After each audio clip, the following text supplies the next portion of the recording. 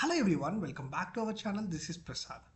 So previous ఎపిసోడ్లో మనము operators గురించి నేర్చుకున్నాం. అంటే టూ టైప్స్ ఆఫ్ ఆపరేటర్స్ ఉన్నాయి. ఒకటి ఏంటంటే పైపబుల్ ఆపరేటర్ అండ్ క్రియేషన్ ఆపరేటర్ కదా. సో ఇవాళ ఎపిసోడ్లో క్రియేషన్ ఆపరేటర్స్ గురించి క్లియర్గా నేర్చుకుందాం. ఓకే, సో క్రియేషన్ ఆపరేటర్ అంటే ఏంటంటే పేర్లోనే ఉంది, it is going to create something. అది ఏంటంటే observable. Okay, let me take you to the definition. Okay, see creation operators in RxJS are use to create new observable. ఈ creation operators use చేయటం వల్ల మనం న్యూ అబ్జర్వబుల్ క్రియేట్ చేయొచ్చు. Okay, from various sources such as arrays, promises, events and more.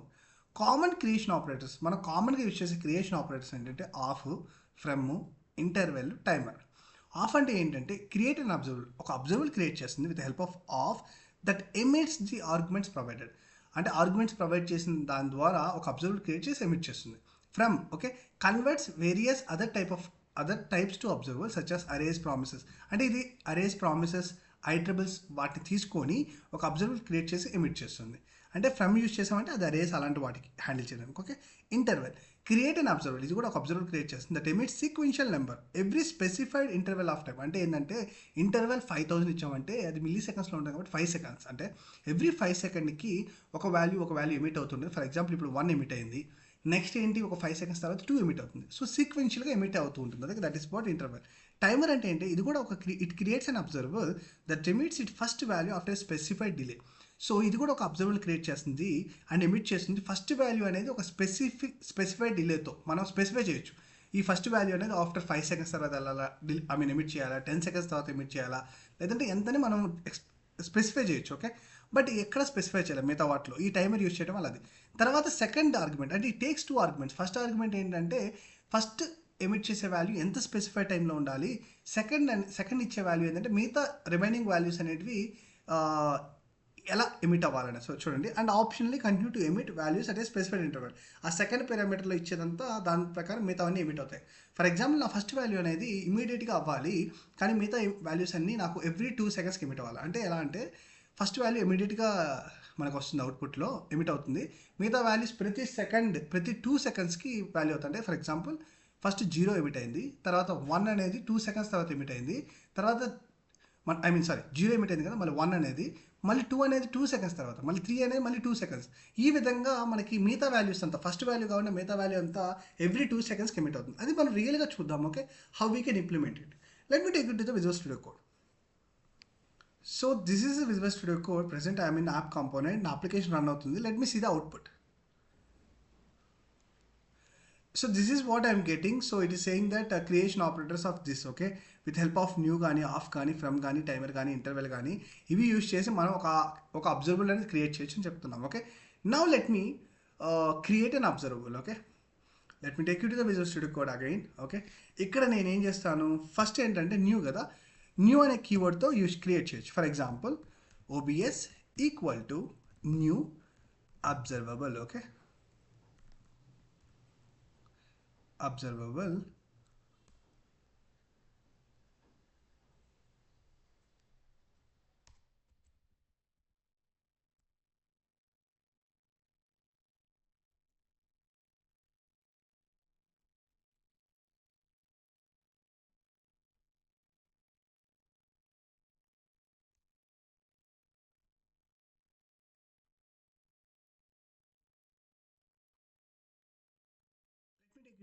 Studio code. Okay, so ఇప్పుడు నేను ఒక observable create చేస్తాను with help of new first. Okay, so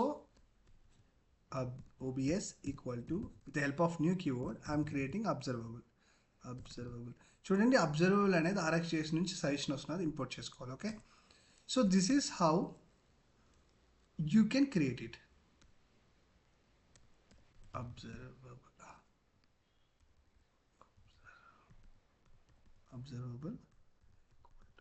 okay, ఇది ఈ విధంగా మనం అబ్జర్వబుల్ అనేది క్రియేట్ చేసుకున్నాం. ఓకే, ఇప్పుడు with the help of observable we can emit the values. For example observable dot emit చేయాలంటే నెక్స్ట్ ఏంటి, ఫర్ ఎగ్జాంపుల్ 10 ఎమిట్ చేస్తున్నాను. ఇంకా మల్టిపుల్ వాల్యూస్ మీరు ఎమిట్ చేయాలనుకుంటే కూడా after this you can do it like this. So ఇప్పుడు ఏంటంటే మనం ఒక అబ్జర్వబుల్ క్రియేట్ చేసాము and we are emitting this 2 values 10 and 20. అది ఓబిఎస్లో మనం అసైన్ చేసుకున్నాం.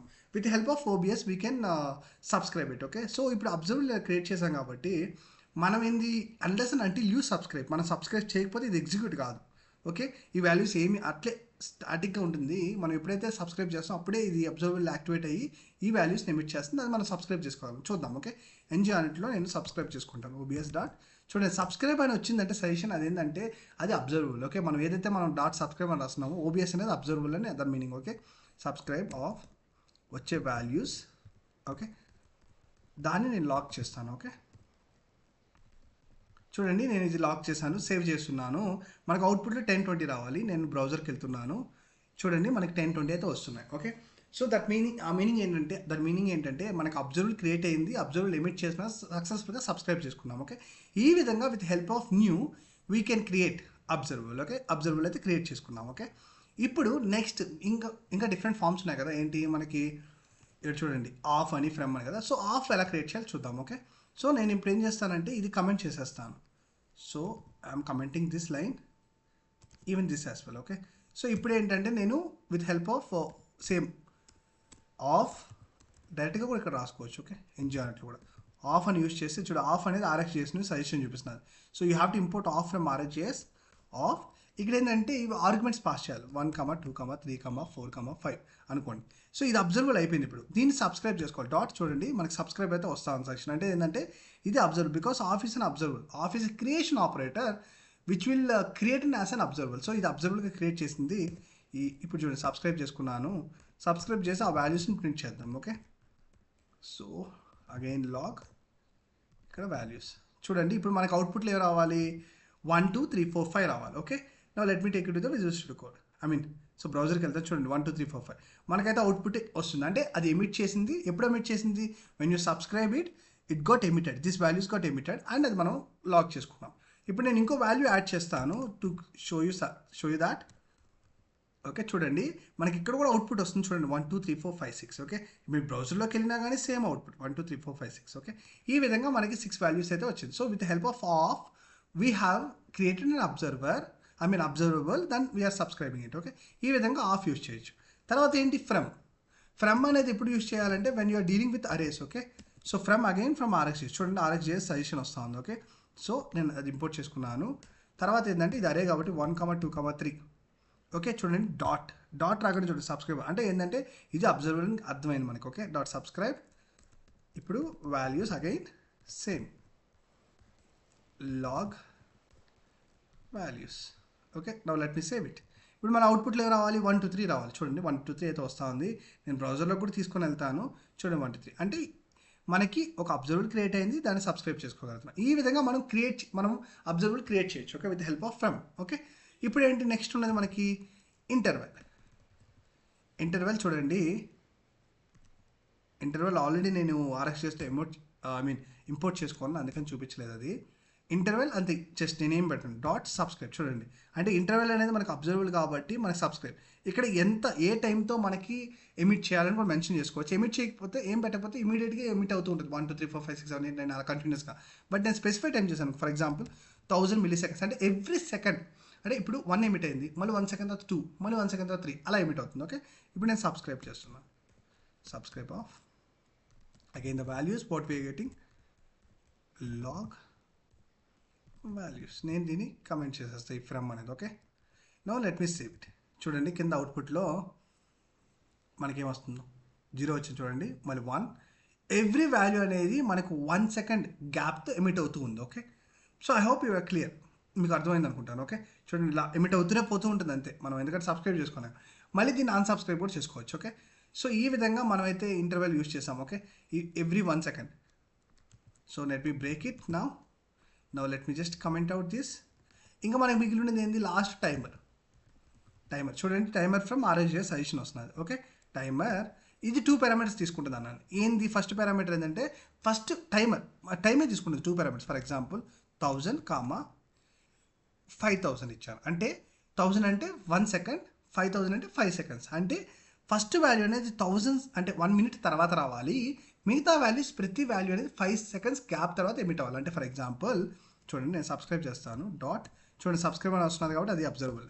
సబ్స్క్రైబ్ ఆఫ్ వచ్చే వాల్యూస్ దాన్ని నేను లాగ్లో పెట్టుకుంటాను. నేనేం చెప్తున్నానంటే మీకోసం ఇక్కడ రాస్తాను చూడండి. ఫస్ట్ వాల్యూ 1 ఇక్కడ చూడండి. ఇచ్చే టైం ఏంటంటే ఫస్ట్ వాల్యూ ఎప్పుడు ఎమిట్ అవ్వాలండి, నేను చెప్పింది 1 సెకండ్ తర్వాత, అంటే 1 సెకండ్ తర్వాత మీకు 0 వస్తుంది. తర్వాత వాల్యూస్ అంటే 1 2 3 4 5 6 అవన్నీ ఎప్పుడు వస్తాయంటే 5 సెకండ్స్ తర్వాత. 5 సెకండ్స్ తర్వాత నీకు 1 రావాలి, ఆ 1 తర్వాత మళ్ళీ 5 సెకండ్స్ తర్వాత 2 రావాలి, మళ్ళీ 5 సెకండ్స్ తర్వాత 3, ఈ విధంగా రావాలి. Okay, output. సో సేవ్ చేద్దాం. Now let me save this one and let me run the application.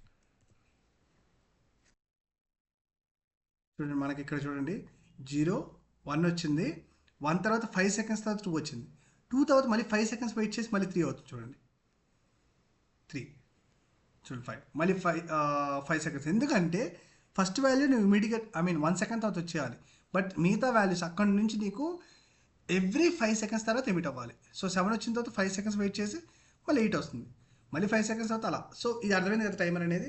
So ఎవరైనా ఇంటర్వ్యూలో మిమ్మల్ని ఇంటర్వ్యూలో ఇంటర్వెల్కి టైమర్కి డిఫరెన్స్ ఏంటంటే, ఇంటర్వెల్ అనేది ఏంటంటే ఇంటర్వెల్లో నువ్వు ఏమైతే ఇస్తావో టైం ఇస్తావో ఆ టైం అనేది ప్రతి దానికి అప్లికబుల్ అవుతుంది. అంటే 1 ఎమిట్ చేసిందంటే 1 సెకండ్ తర్వాత మళ్ళీ 1 తర్వాత 2కి 1 సెకండ్ గ్యాప్, మళ్ళీ 2 నుంచి 3కి 1 సెకండ్ గ్యాప్. సో ఇంత టైం డ్యూరేషన్తో నీకు ఈక్వల్గా ఉంటుంది ప్రతి వాల్యూ అనేది. కానీ టైమర్ అనేది నీ ఫస్ట్ వాల్యూ టైమర్లో 2 parameters. First parameters for first value emit అవ్వడానికి ఎంత టైము మనం ఇవ్వాలి, తర్వాత నుంచి ప్రతి వాల్యూకి ఎంత టైం ఉండాలి. Okay, so this is all about the timer. So this are the ways we can create and observer from the creation operators. Okay, I hope you are clear with the topic. So మీకు నచ్చుంటే please like and subscribe my channel. Okay, your support is much needed to me and thank you so much. And మీకు ఏ doubts ఉన్నా కానీ comment సెక్షన్లో post చేయండి. Okay, I will do a video definitely on that. Thank you.